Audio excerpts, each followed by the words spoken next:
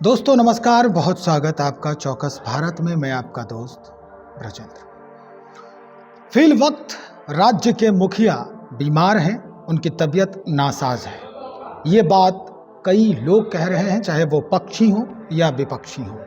लेकिन जैसे ही बैठक की बात हुई, यानी 6 दिसंबर को जो इंडिया गठबंधन की बैठक है और लगातार जनता दल यूनाइटेड के तरफ से जो बयान आ रहे हैं नीतीश कुमार को लेकर कि भाई पीएम मटेरियल तो नीतीश कुमार ही हैं, प्रधानमंत्री बनने के सारे गुण इनमें उपलब्ध हैं। विजय चौधरी जो वित्त मंत्री हैं वो भी कह रहे हैं, और अशोक चौधरी वो भी कह रहे हैं, और कई बड़े जो अधिकारी हैं, नेता हैं, मंत्री हैं, उनके ज़ुबान से भी ये बात अब निकल के आ रही है सामने। सिरमौर रहे हैं इंडिया गठबंधन के।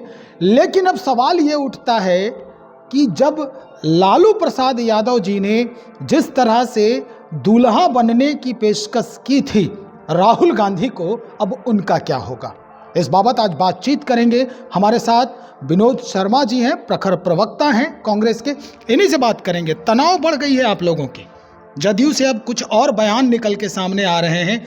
राहुल जी का और कांग्रेस का क्या होगा? 3 राज्यों की स्थिति आपके सामने है। देखिए, हम लोग पूरी तरह से तनाव मुक्त हैं। कांग्रेस पार्टी देश और जनता के लिए काम करती है। 3 राज्यों की जो चर्चा कर रहे हैं, 3 राज्यों में चुनाव हम हारे हैं निश्चित रूप से, लेकिन एक राज्य में जीते हैं। और 3 राज्यों और जितने वोट आए हैं चारों राज्यों में 10 लाख वोट भाजपा से ज़्यादा आए हैं। ठीक है, 1-2% के लक्ष्य से हम हार गए हैं, कहीं 1%, कहीं 1.5%, 1500 वोट से। लेकिन टोटल वोट का जो निकाला गया है आंकड़ा, उसमें 10 लाख ज़्यादा मत कांग्रेस को मिले हैं। इसलिए समझिए कि जनता का आशीर्वाद अभी भी कांग्रेस के साथ है। इससे पहले हम कर्नाटक और हिमाचल जीते हैं, जिसमें बड़े बड़े जो गोदी मीडिया थे उनके कंठ सूख जा रहे थे, नहीं बोल पा रहे थे कि कांग्रेस जीत गया है। आज वो बड़ी बड़ी बातें कर रहे हैं, लेकिन हमें नहीं समझ में आता है कि मोदी जी जब हारते हैं तो नहीं कहते कि मोदी जी के नेतृत्व में चुनाव लड़ा गया, हार गया। लेकिन आज वो कह रहे हैं कि मोदी जी जीत गए। जब राज्य का चुनाव है, राज्य के वहाँ मुख्यमंत्री हैं, नेता हैं, तो हारे जीते वो ठीक है, नेता कोई एक होता है, अलग बात। अगर वो जीत का श्रेय लेते हैं तो हार का भी श्रेय लेना चाहिए। पहली बात। दूसरी बात कि कांग्रेस पार्टी अनवरत देश के लिए काम करते रही है, देश के लिए त्याग करते रही है। नीतीश कुमार जी हमारे सम्मानित साथी हैं। उन्होंने ही इस इंडिया गठबंधन के नेतृत्व किया, शुरुआत किया, और बिहार से बैठक शुरू हुई जो एक बड़ा स्वरूप ले लिया। और निश्चित रूप से कांग्रेस पार्टी आज भी सजग है, सभी साथियों का सम्मान करती है। हमें कोई चिंता नहीं है। ये तो अच्छी बात है कि किसी पार्टी का कोई कार्यकर्ता अपने नेता का गुणगान करे, उनके बारे में सोचे कि प्रधानमंत्री हो, तो इसमें घबराने की क्या बात है। हमारे पास जितने भी साथी हैं, हमारे गठबंधन में जितने नेता हैं, सारे योग्य हैं, सारे प्रधानमंत्री के लायक है। ऐसा थोड़ी है, कोई भी व्यक्ति हो सकता है। तो सारे प्रधानमंत्री के लायक हैं तो प्रधानमंत्री तो कोई एक ही बनेंगे ना। ये तय चुनाव के बाद होगा। कांग्रेस पार्टी और हमारे आदरणीय नीतीश कुमार जी, शरद पवार जी, ममता दीदी सब ने कहा कि चुनाव के बाद ये तय करेंगे कि प्रधानमंत्री मेरा कौन होगा। इस बैठक में तो ममता दीदी का भी आना जो है अभी निश्चित नहीं हुआ है, नीतीश कुमार भी नहीं जा रहे हैं, ऐसी सूचना मिल गई। देखिए, होता है, अब उनके प्रतिनिधि जाएंगे, ऐसा नहीं है। सबकी सहमति से बैठक होगा, सब मिलजुल कर तय करेंगे। और निश्चित रूप से यह जान लीजिए कि घबराहट है। कल जो आपने भाषण देखा मोदी जी की गारंटी, उसमें देखिए उन्होंने जरूर इंडिया गठबंधन की चर्चा की, शब्द जो उनके हों, लेकिन उनके चेहरे पर तनाव था कि एक मेरे नाम पर एक हो रहे हैं। और निश्चित रूप से एक होंगे तो इनकी छुट्टी होगी। देश की जनता इनको पसंद नहीं कर रही है। जो वोट का रेशियो आ रहा है उससे स्पष्ट पता चल रहा है। नरेंद्र मोदी जी की अगर आप बात कर रहे हैं तो कल उन्होंने एक मंत्र भी दिया है अपने विपक्षियों को। वो 7 तरह के मंत्र बता रहे थे कि आपके तनाव कैसे कम होंगे, अगर हार गए हैं तो फिर आपकी जीत सुनिश्चित कैसे होगी। वो कई तरह के मंत्र जो है वो बता रहे थे। आप लोग अमल करेंगे क्या उन मंत्रों पर? मोदी जी खुद अमल कर ले तो ज़्यादा उनके लिए अच्छी बात होगी। कांग्रेस पार्टी ने बहुत लोगों को मंत्र दिया है, बहुत रास्ते दिखाए हैं, और आज बड़ी बड़ी बातें जो कर लें, सेखी जो बघार ले, कांग्रेस पार्टी ने देश की दिशा और दशा बदली है। देश को स्वतंत्रता आंदोलन में ला करके आज़ादी दिलाई है। और हमने बार बार त्याग किया है। ज़रूरत पड़ने में हमने देवगौड़ा जी और गुजराल जी जैसे लोग को प्रधानमंत्री बनाया।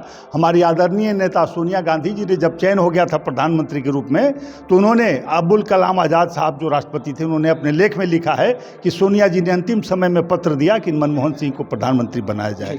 इसलिए ये हमें नहीं सिखाएं, हम जानते हैं कि क्या करना है देश हित में, और देश हित में कांग्रेस पार्टी कोई भी कदम उठा सकती है। हमारे नेता राहुल गांधी जी, खड़गे साहब, प्रियंका गांधी, सोनिया गांधी, जो भी हमारे वरिष्ठ नेता हैं, कार्य समिति के सदस्य हैं, सब मिलकर कोई निर्णय लेते हैं देश हित और पार्टी हित में, राज्य हित में, तो निश्चित रूप से उसमें कोई चिंता की बात नहीं है। हमने तय किया है कि जो आदमी देश की महंगाई दूर नहीं कर सकता, बेरोजगारी दूर नहीं कर सकता, जो आदमी दूसरे की गारंटी की बात करता हो, अपनी गारंटी की चर्चा करता हो, लेकिन एक गारंटी नहीं बताता है कि 80 करोड़ देशवासियों को कटोरा थमा दिया जिस प्रधानमंत्री ने, और अभी भी शान से कहता है कि 80 करोड़ लोग को अनाज दे रहे हैं, तो ये भी गारंटी है। मैं कहता हूँ चैलेंज के साथ कि अगर मोदी जी गलती से बने तो 125 करोड़ देशवासी कटोरा थाल देंगे, गरीबी रेखा के नीचे जाएंगे और कटोरा लेके खड़ा होना पड़ेगा सड़कों पर। जो मणिपुर में घटना हुई माँ बहनों के साथ, अगर मोदी जी अगर गलती से प्रधानमंत्री बने तो सभी राज्यों में उस तरह की घटना होगी, ये गारंटी है। सारे कल कारखाने बंद हो जाएंगे, ये भी गारंटी है। देश में सारी नौकरियां समाप्त हो जाएगी और अडानी अंबानी का साम्राज्य होगा, उसी के नौकर सारे लोग होंगे, ये भी गारंटी मोदी जी की है। वो नहीं बोल रहे हैं, लेकिन हम लोग देख रहे हैं, भविष्य यही है। क्योंकि मोदी जी ने अभी तक जो किया है अडानी अंबानी के लिया है, देश के लिए नहीं किया है। एयरलाइंस बेच दिया मोदी जी ने, तो कोई बचेगा? भारत सरकार के सारे जो फर्म है बिक जाएंगे अडानी अंबानी और इससे उद्योगपतियों के हाथ में, और मोदी जी फिर अपना वनवास के लिए प्रस्थान कर जाएंगे। सर, एक बात जो है वो हम फिर से वहीं पे आ रहे हैं कि नीतीश कुमार जी के प्रधानमंत्री पद को परफेक्ट यानी मुकम्मल करने के लिए जो बातें चल रही है जनता दल यूनाइटेड के तरफ से, आप लोग उस पे कितना सहमत हैं? दूसरी बात इसमें यह है कि अगर आप लोगों से सहानुभूति, विपक्षी तो कह रहे हैं कि भाई जितने भी इंडिया अलायंस में लोग हैं वो यही चाह रहे हैं कि कांग्रेस कैसे उसका शिकस्त हो, कैसे उसको ज़मींदोज किया जाए, और इसी का दुष्परिणाम ये है कि नीतीश कुमार की पार्टी ने भी मध्य प्रदेश में अपने कैंडिडेट खड़ा किए थे, जबकि कांग्रेस वहाँ से खड़ी हो चुकी थी। तो अब कितना भरोसा है कांग्रेस को जनता दल यूनाइटेड पर और नीतीश कुमार के नेतृत्व पर? देखिए, कांग्रेस पार्टी को अपने साथ सारे साथियों, सारे सहयोगियों पर पूरा भरोसा है। जनता दल यू हो, ममता दीदी हों, शरद पवार साहब हों, चाहे जो भी हों, जो इस गठबंधन में है, इंडिया गठबंधन में, सब पर भरोसा है। राज्य स्तर पर चुनाव हुए थे, वहाँ पर हमने कहीं गठबंधन नहीं किया, इसमें दो राय नहीं है। लेकिन केंद्र की राजनीति में हमने पहले भी गठबंधन किया है राष्ट्रीय स्तर पर। मतलब वो चूक मानते हैं आपकी गलती हुई हमसे? नहीं, गलती नहीं मानते इसको, क्योंकि देखिए पार्टी की पॉलिसी होती है। अच्छा। हमने अपने पॉलिसी पर काम किया, क्योंकि केसीआर भी हमारे गठबंधन में आ सकते थे, तब तो चुनाव ही हम नहीं लड़ते। तो निश्चित रूप से इन बातों को ध्यान रखना पड़ता है राष्ट्रीय पार्टियों को कि हम अपना राष्ट्रीय अस्तित्व बचाए रखें और अपने सहयोग को सम्मान देकर उनको साथ लेके चले।